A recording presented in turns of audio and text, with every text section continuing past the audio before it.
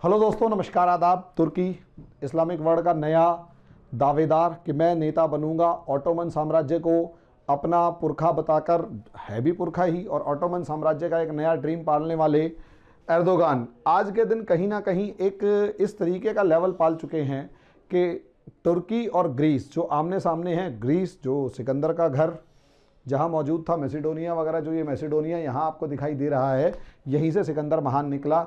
और ग्रीस का एक बहुत, यूनान और ग्रीस का एक बहुत बड़ा एम्पायर किसी टाइम पर होता था। वहीं तुर्की का ऑटोमन एम्पायर अपने आप में बहुत बड़ा होता था।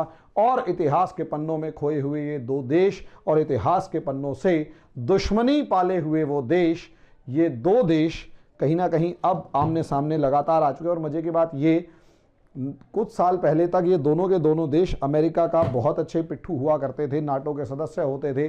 जैसा अमेरिका और यूरोपियन कंट्रीज कहेंगे वैसा ही ये दोनों देश कर रहे होते थे। आज के दिन दोनों के दोनों अपने आप में दुश्मनी पाल चुके हैं। और दुश्मनी का आलम ये है कि पूरी दुनिया जो है वो आज के दिन इनकी दुश्मनी से भी काफ़ी ज़्यादा डरी हुई है यहाँ। और ये सारी की सारी सिचुएशन शुरू हुई एर्दोगन के नाम पर। और एर्दोगन जो ऑटोमन एम्पायर को री एस्टेब्लिश करना चाहता है, दोबारा से पूरी दुनिया के अंदर स्थापित करना चाहता है। अगर आप नक्शे के अंदर देख, और यही रीज़न है ग्रीस और तुर्की आज के दिन आमने सामने आ गए। और इसके पीछे का एक और बड़ा रीज़न जो है वो है oil and gas, mainly gas. अगर आप गैस देखेंगे तो ये दोनों के दोनों देश जो हैं, इनकी लोकेशन को आप अगर देख लेंगे तो आपको कुछ ज़्यादा अच्छे से समझ में आ जाएगा कि इन दोनों देशों की लोकेशन क्या है। दोस्तों, अगर आप देखें तो यहाँ पर ये आपका है मेडिटेरेनियन सी और भूमध्य सागर। इस मेडिटेरेनियन सी के अंदर ये जो इलाका है मेडिटेरेनियन सी, इस मेडिटेरेनियन सी का ये जो पूरा इलाका है, इसे ईस्ट मेडिटेरेनियन सी यानी पूर्वी भूमध्य सागर कहा जाएगा। इस पूर्वी भूमध्य सागर के ऊपर जो है वो डोमिनेंस की एक लड़ाई चल रही है, एक दबदबे की लड़ाई चल रही है। और इस डोमिनेंस की लड़ाई में अगर आप देखेंगे तो यहाँ सबसे ज़्यादा ताकतवर, अगर पूरा देश इस पूरे मेडिटेरेनियन सी में सबसे ज़्यादा डोमिनेट अगर कोई देश कर रहा है तो वो फ्रांस है। सबसे ज़्यादा डोमिनेट इस पूरी की पूरे एरिया में कर रहा था वो फ्रांस था। इधर की तरफ इजराइल है, इधर की तरफ इजिप्ट है, और इधर ये टर्की है, और इधर ग्रीस है, इधर इटली है, और ये फ्रांस। मैंने इन देशों के नाम बताए जो कि अपने आप में ताकतवर हैं और मेडिटेरेनियन सी में अपना दबदबा रखते हैं। लीबिया के अंदर अपनी कोई खास गवर्नमेंट नहीं है तो ताकत के मामले में वो भी कुछ खास नहीं है। ट्यूनीशिया वो भी कुछ खास नहीं। बाकी मोरक्को तक ऐसी कोई खुश यहाँ ताकत ऐसी बची नहीं जो कि पूरे के पूरे यहाँ डोमिनेट कर पाए। तो यहाँ पर सबसे ज़्यादा अपनी पोजीशन को स्ट्रॉन्ग करने या दावा ठोकने के लिए जो ताकत अपना बेस बढ़ा रही है वो है टर्की। टर्की लीबिया के मामले में भी फ्रांस से भिड़ा हुआ है, टर्की ग्रीस से भिड़ा हुआ है, और टर्की यहाँ पर एक आइलैंड नेशन साइप्रस, उससे भी भिड़ा हुआ है। और ये सीधा चैलेंज फ्रांस के डोमिनेंस को है। और यही एक रीज़न है कि अब यहाँ फ्रांस के डोमिनेंस को क्यों, क्योंकि उसके पास एयरक्राफ्ट करियर से लेकर एक स्ट्रॉन्ग नेवी तक है। इजराइल के पास स्ट्रॉन्ग नेवी नहीं है, इजिप्ट के पास भी स्ट्रॉन्ग नेवी नहीं है। तो एक तो यहाँ पर टर्की के पास एक स्ट्रॉन्ग नेवी बनाने की वो कोशिश कर रहा है और एक सिग्निफिकेंट नंबर में शिप्स हैं, लेकिन फ्रांस की नेवी बहुत स्ट्रॉन्ग है और इटली की नेवी। और इसीलिए इन दोनों ने, खासकर फ्रांस ने, इस पूरे मेडिटेरेनियन सी के ऊपर अपना दबदबा, अपना कब्जा इस्टेब्लिश करने की, मतलब एक दबदबा उसका है, डोमिनेंस उसका है। तुर्की यहाँ इस पूरे मेडिटेरेनियन सी के अंदर अपना डोमिनेंस इस्टेब्लिश करना चाहता है। यहाँ उसका एक पार्ट और निकल कर आया और वो था गैस। असलियत में इस ईस्ट मेडिटेरेनियन सी में 3.5 ट्रिलियन मीट्रिक टन जो है वो गैस थी। ट्रिलियन मीट्रिक क्यूबिक मीटर जो है वो एक गैस है। अब ऐसी सिचुएशन के अंदर अगर इतनी सारी गैस यहाँ पर मौजूद है, जिसमें से 2.8 ट्रिलियन मीट्रिक टन जो गैस है वो सीधी की सीधी इजराइल और इजिप्ट के कंट्रोल में है, तो यहाँ तो कोई इशू है ही नहीं कि इजराइल और इजिप्ट जो दो देश हैं यहाँ, असलियत में बाकी बची हुई अप्रॉक्सीमेट 1 ट्रिलियन जो टीएमसी गैस है वो यहाँ पर इस इलाके में है और टर्की इस गैस के ऊपर कब्जा करना चाहता है नेचुरल गैस के लिए, और यही रीज़न है यहाँ रिसर्च करने के लिए अपनी जो शिप्स थे वो भेजे हुए हैं।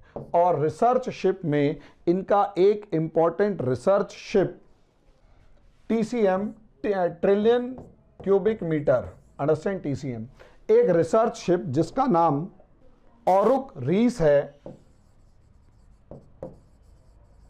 ये भेजा हुआ है। और खास बात ये ग्रीस के एक आइलैंड, ग्रीस का एक आइलैंड जिसका नाम है रिसर्च शिप भेजा जिसका नाम है कास्तेलोरिजो, कास्तेलोरिजो नाम के आइलैंड के पास इसे भेज दिया। अब ग्रीस ने इस चीज़ का ऑब्जेक्शन उठाया कि आप मेरे आइलैंड के पास नहीं भेज सकते। तो यहाँ असलियत में अगर आप इन दोनों देशों को देखोगे ध्यान से तो आपको यहाँ नज़र आएगा कि जितना भी ये मेनलैंड है वो तो टर्की है, और जितने भी ये छोटे छोटे आइलैंड्स हैं ये ग्रीस के हैं। अब ये जो छोटे छोटे आइलैंड्स अगर ग्रीस के हैं तो यहीं तो कलेश है या यहीं तो लड़ाई है। असलियत में यहाँ पर इस एजियन सी और दूसरे में इन आइलैंड्स में ये क्लियर नज़र नहीं आता कि कौन से वाला हिस्सा किसका है या कौन सा सी कोस्ट किसका है या कौन सा एक्सक्लूसिव इकोनॉमिक जोन किसका है। और यही रीज़न है क्योंकि दोनों देशों का एक्सक्लूसिव इकोनॉमिक जोन नहीं है तो इस आइलैंड्स के पास यहाँ पर टर्की ने अपने शिप्स भेजे। ग्रीस कह रहा है ये इकोनॉमिक जोन मेरा है, टर्की कह रहा है ये इकोनॉमिक जोन मेरा है। मामला सारा गैस के ऊपर कब्जा करने का है। ऐसे में दोनों देशों की सेनाएं लगभग पिछले 6 महीने से आमने सामने हैं।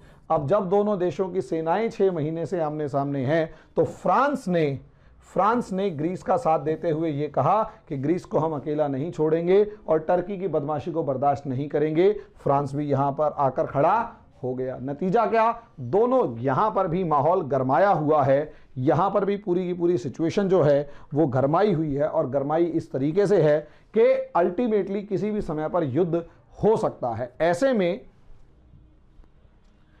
में एक दूसरे को गीदड़ भभकियां देते हुए, ये एक्सक्लूसिव इकोनॉमिक जोन का एरिया है जहां पर ये रिसर्च चल रही है और यहां पर रिसर्च शिप खड़े हुए हैं और टर्की जो है इसको ग्रीस को चैलेंज कर रहा है कि आप हट जाओ और ग्रीस टर्की को चैलेंज कर रहा है कि आप हट जाओ।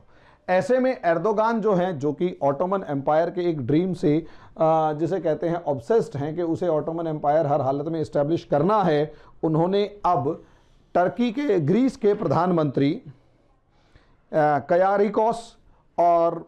कयारिकोस मित्सोटाकिस को धमकी दी है कि या तो मेरी बात मान लो वरना अच्छा नहीं होगा, मुझे चुनौती मत दो, तुमसे बात नहीं हो पाएगी। एक बहुत ही खुली धमकी भरे लहजे में किसी भी दूसरे देश के प्रधानमंत्री को अगर आप कहेंगे तो सामने वाले प्रधानमंत्री की तरफ से एक कठोर सिग्नल आएगा। जो आया वो कठोर सिग्नल जो आया वही आपको यहां पर दिखाई दे रहा है। समझे, यहां दोनों तरफ से अब दोनों तरफ से अब धमकियां आमने सामने शुरू हो चुकी हैं और माहौल जो है वो लगातार गर्माता जा रहा है। मे बी पॉसिबल अगर इस मामले को जल्दी नहीं सुलझाया गया तो दुनिया के एक और हिस्से के अंदर जो लड़ाई के बादल हैं वो मंडराते जा रहे हैं और एक लड़ाई के जो काले बादल हैं वो इकट्ठा हो चुके हैं और पॉसिबली आने वाले समय के अंदर ये जो काले बादल हैं ये पूरी की पूरी दुनिया को अपने अंदर ना समेट लें, इसका डर हमेशा बना रहेगा। तो दोस्तों, असलियत में टर्की जो है, टर्की के एर्दोगान जिनको लगभग 3 साल पहले ट्रंप की वजह से कुर्सी बच गई वरना सैनिक सत्ता वहां पर स्थापित हो जानी थी, उसके बाद एर्दोगान जो हैं एक रेडिकल इस्लामिक विचारधारा के ऊपर फ्लोट करके अपनी पोजीशन को इस तरीके से आगे बढ़ाना चाहते हैं या अपने आप को इतना ताकतवर कर चुके हैं और ऑटोमन का सपना दिखाकर हया सोफिया से लेकर जो एक म्यूज़ियम था उसे मस्जिद बना देना, दूसरी चर्च को मस्जिद बना देना और इस तरीके से सिचुएशंस क्रिएट कर चुके हैं कि हालात जो हैं वो इस तरीके से बहुत ही क्रिटिकल होते जा रहे हैं और क्रिटिकल हालात का जो आउटकम है वो और ज़्यादा क्रिटिकल होता जा रहा है। आगे जैसे जैसे सिचुएशन आएगी उसके ऊपर डिस्कशन होता रहेगा। तब तक के लिए धन्यवाद।